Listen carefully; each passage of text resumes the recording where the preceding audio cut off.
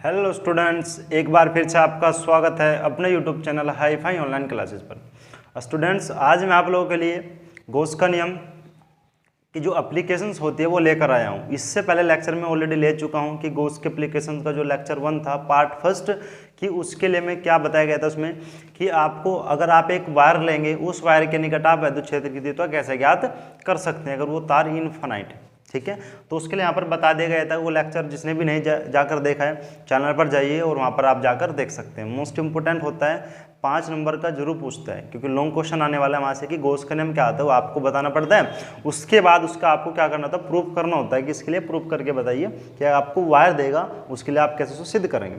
उसके बाद आज मैं लेक्चर 2 जो पार्ट 2 था वो लेकर आए हैं। क्या बताया गया कि अनंत विस्तार की समतल आवेशित अचालक चादर के निकट विद्युत क्षेत्र की तीव्रता। क्या करना है आपको, एक आपको अनंत विस्तार की समतल आवेशित अचालक चादर लेनी है। चादर का मीनिंग होता है प्लेट। ठीक है, ऐसे आप मान लो कि कोई आपने प्लेट लिया, ठीक है, वो प्लेट आपको लेना है जिसके निकट आपको विद्युत क्षेत्र की तीव्रता ज्ञात करनी है। ठीक है, तो ध्यान से देखते हैं, ये मोस्ट इंपोर्टेंट होता है, ध्यान से आपको देखना है। चलिए शुरू करते हैं आज का लेक्चर। करना है कि आपको एक यहाँ पर प्लेट ले लेनी है। क्या करना है, आपको एक प्लेट ले लेनी है। तो मैं यहाँ पर एक डायग्राम बना रहा हूँ जिसके साथ से आपको बड़े ध्यान से समझना है। तो यहाँ पर हमने एक प्लेट लिया, यहाँ पर हमने एक प्लेट लिया इस टाइप से, यहाँ पर एक प्लेट ले लेते हैं। यहाँ पर हमने एक प्लेट ले लिया। ठीक है, प्लेट लेने के बाद आपको क्या करना है, इसे आवेशित कर देना है। आवेशित करने के बाद आप इस पर चार्ज डाल देंगे। तो चार्ज इसके पृष्ठ पर है, ना कि इसके अंदर। ये बात आप याद रखने वाले हैं, क्योंकि चार्ज क्या होता है, इसके पृष्ठ पर होता है, ना कि इसके अंदर होने वाला है। तो ये पृष्ठ पर आपको चार्ज दिखाया गया कि पृष्ठ पर इसके चार्ज कैसे होगा। जैसे मैं आपको ये बता रहा था, आपने यहाँ पर कोई पृष्ठ लिया, जैसे चार्ज इसके ऊपर डिस्ट्रीब्यूट कर दिया, इस साइड भी और इस साइड भी। ठीक है, जिसे आप बोलते हैं पृष्ठ आवेश वितरण। तो पृष्ठ आवेश वितरण भी इसमें यूज होने वाला है। तो करना क्या, आपको इसके निकट विद्युत क्षेत्र की तीव्रता फाइंड करनी है। कैसे फाइंड करेंगे, ध्यान से देखना। तो मैं क्या कर लेता हूँ, सबसे पहले कि मान लो उसका एरिया कितना है, ए है। कितना है, एरिया इसका ए है। तो इसके लिए पृष्ठ आवेश जो घनत्व होने वाला है वो कितना होता है, सिग्मा। क्योंकि सिग्मा बराबर क्या होता है, क्यों अपॉन ए। अगर आपको कोई पृष्ठ दे, उस पृष्ठ के लिए क्या होता है, पृष्ठ आवेश घनत्व सिग्मा बराबर क्यों अपॉन ए, अगर इस पर चार्ज क्या हो। ठीक है, उसके बाद आपको इसके निकट विद्युत क्षेत्र की तीव्रता फाइंड करनी है। तो आप इससे क्या ले लेंगे, इसके बीच में से। ठीक है, जैसे कि ये है, जैसे कि यहाँ पर ये है, तो इससे कुछ दूरी पर एक बिंदु पी ले लेंगे और एक इस साइड, तो दोनों साइड होने वाला है। तो ध्यान से देखना। तो आप यहाँ से एक बिंदु पी ले लेते हैं।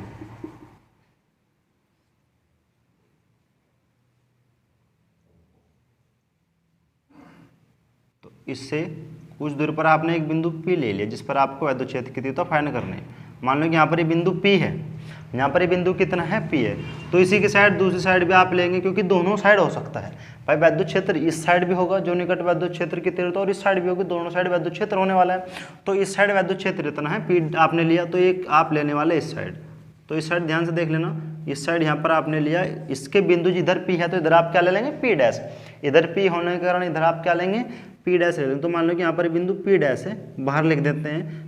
यहाँ पर कितना है, P डैश, और ये कितना है, यहाँ पर P है, और इसके लिए यहाँ पर ये बिंदु P है। चलिए, P और P डैश।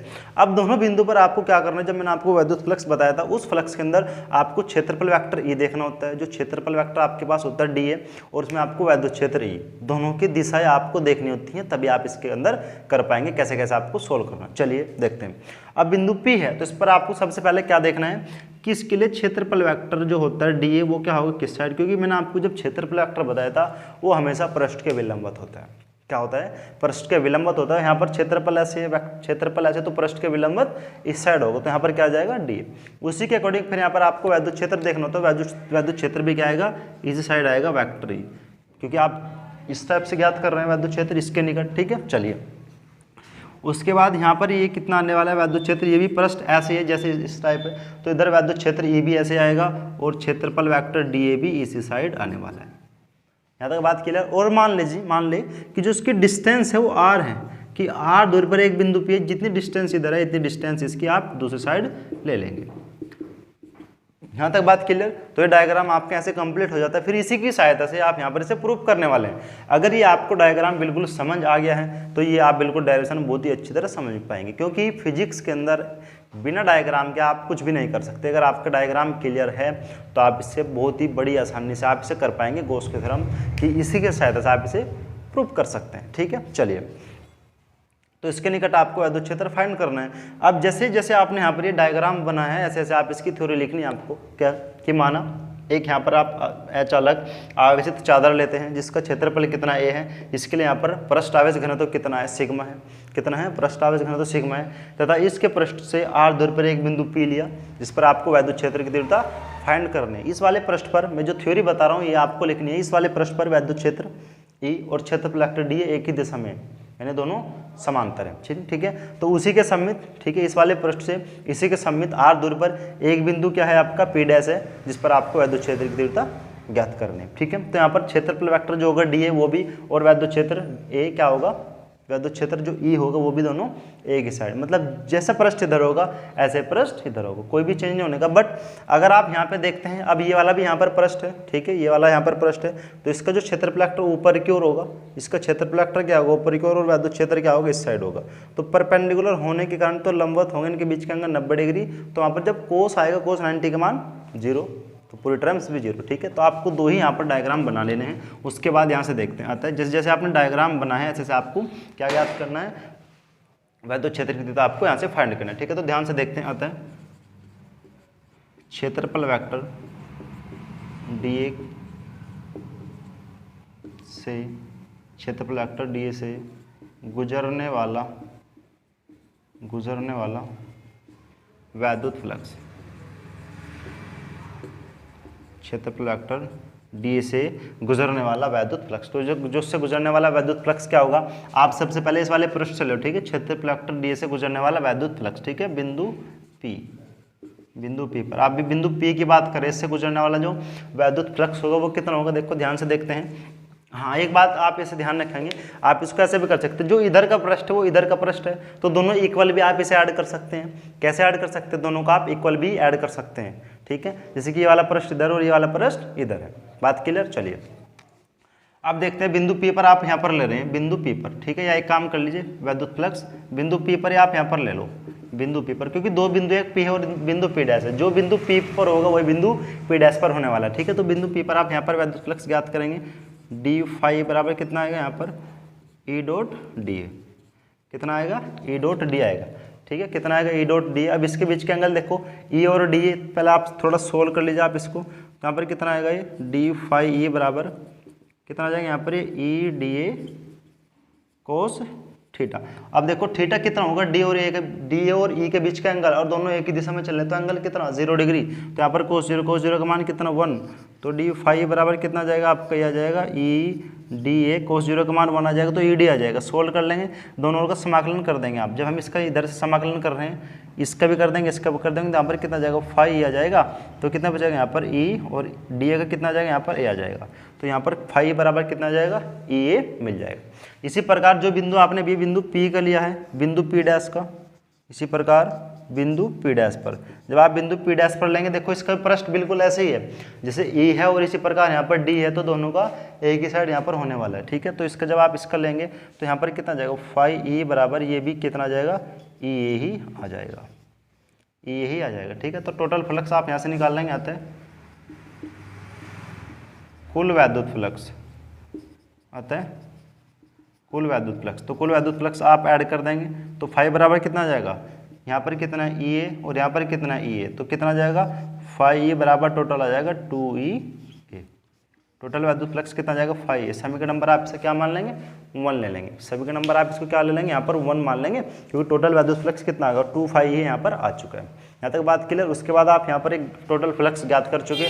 फ्लक्स ज्ञात करने के बाद आपको वैद्युत क्षेत्र ज्ञात करना है, तो आप यहाँ पर किसका यूज़ करेंगे, गॉस की थ्योरम का, क्योंकि गॉस की थ्योरम्स के एप्लीकेशन चल रहे हैं, तो गॉस की थ्योरम आपको यहाँ पर प्रूव कर, गॉस की थ्योरम का क्या करना है, यूज़ करना है। ठीक है, तो ध्यान से देख लेते हैं। तो आप इसके यहाँ से क्या ले लीजिए, स्क्रीनशॉट ले लीजिए, फिर मैं इसको रब कर दे रहा हूँ। चलिए स्क्रीनशॉट ले लीजिए सभी ने। चलिए रब कर देना, ध्यान से देखना।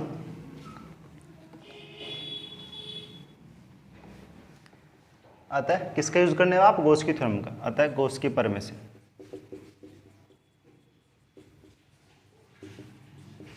आता है गॉस की पर से क्या होती है, फाई E बराबर क्या अपॉन एप्सिलॉन नॉट। इसे समीकरण नंबर क्या मान लेंगे, अभी रहने दो। फाइव बराबर क्या होता है, क्या अपॉन एप्सिलॉन नॉट। इसका प्रूफ वैद्युत गॉस की प्रमेय क्या होती है, इसका प्रूफ वगैरह सभी आपको बता रखा है, जाइए चैनल पर, वहाँ पर इसे अपलोड है, ठीक है। मोस्ट इंपोर्टेंट ये क्वेश्चन है तो जो आपको यहाँ पर बोर्ड एग्जाम में पूछा जाता है, ठीक है। उसके बाद परंतु यहाँ पर ये पृष्ठ है, तो पृष्ठ के लिए यहाँ पर क्या आएगा, मैंने आपको फॉर्मूला बताया था, सिग्मा बराबर क्या होता है, क्या अपॉन ए। अगर पृष्ठ की आप बात करते हैं तो सिग्मा बराबर क्या होता है, क्या अपॉन ओ होता है। तो यहाँ पर आप क्या निकालेंगे तो क्या का मान कितना जाएगा, सिग्मा ए। क्या का मान कितना, क्या का मान आप यहाँ पर पुट कर देंगे तो वैद्युत फ्लक्स कितना जाएगा, 5 बराबर sigma A upon epsilon not. कितना जाएगा, sigma A upon epsilon not. इस समीकरण नंबर क्या मान लेंगे आप, 2। अब देखो ये भी वैद्युत फ्लक्स है, समीकरण नंबर नोट, ये भी वैद्युत फ्लक्स है, तो दोनों का आप इक्वल रख देंगे। तो लिख देंगे समीकरण 1 और समीकरण 2 से, समीकरण 1 और समीकरण 2 से। तो ये भी वैद्युत फ्लक्स होने के कारण और ये भी वैद्युत फ्लक्स है, दोनों को इक्वल। तो क्या जाएगा, 2E बराबर sigma A upon epsilon not. जो भी कैंसिल है, ए से यहाँ से क्या हो जाएगा, कैंसिल हो जाएगा, ए से यहाँ पर क्या हो जाएगा, कैंसिल हो जाएगा। देखो कैंसिल होने के बाद अब आपको क्या करना, देखो जब ए से कैंसिल तो ई फाइंड करना, तो यहाँ पर कितना बचेगा, यहाँ पर आपका बचा 2E बराबर यह आएगा सिग्मा अपॉन एप्सिलॉन नॉट। तो यहाँ पर आपको ई फाइंड करना है, तो 2 अपॉन में चल जाए, तो सिग्मा बराबर क्या आ जाएगा, 2 एप्सिलॉन नॉट।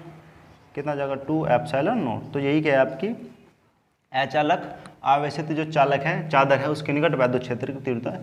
ये आपको क्या करना था, यहाँ पर प्रूफ करना था, जो प्रूफ के लिए आपके पास बोर्ड एग्जाम में पूछा जाता है। बात क्लियर है। तो उसी के बाद अब आप यहाँ पर एक बात देख रहे हो, जो आपने यहाँ पर डिस्टेंस ली थी आर, इस फॉर्मूले में आर नहीं है, इस वाले फॉर्मूले में आर नहीं है। तो आर का मीनिंग यहाँ पर ये होगा कि इस अगर फॉर्मूले में आर नहीं है तो वैद्युत क्षेत्र की तीव्रता दूरी पर डिपेंड नहीं करती है।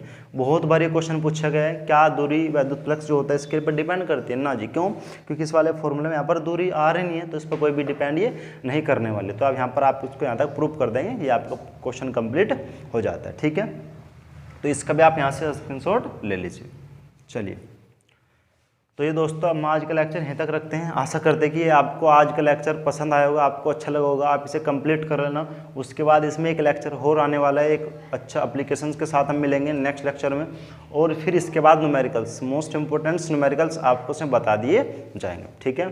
तो चलिए, अगर आप चैनल पर नए हैं तो चैनल को सब्सक्राइब कर लीजिए, वीडियो को लाइक कमेंट शेयर कर दीजिए, अपने फ्रेंड सर्कल में जितना भी ज़्यादा हो सकता है ज़्यादा से ज़्यादा आप इसको शेयर करें। और आप लोगों को मैं बता दूं, सब अभी बहुत ही जल्द हम चैप्टर फर्स्ट जो आपको बता दिया गया उसकी ऑब्जेक्टिव सीरीज लेकर आने वाले हैं। चैप्टर 2 फिनिश होने के बाद आपको ऑब्जेक्टिव सीरीज मिलेगी। चैप्टर फर्स्ट के जितने भी क्वेश्चंस होंगे उसके अंदर 30-35 क्वेश्चंस लगभग जितने भी होंगे, 25, 27, 28 क्वेश्चन जितने भी बनते हैं ज़्यादा से ज़्यादा आपको ऑब्जेक्टिव सीरीज मिलेगी, और उससे बाहर कोई भी क्वेश्चन नहीं पूछे जाने वाला, ठीक है।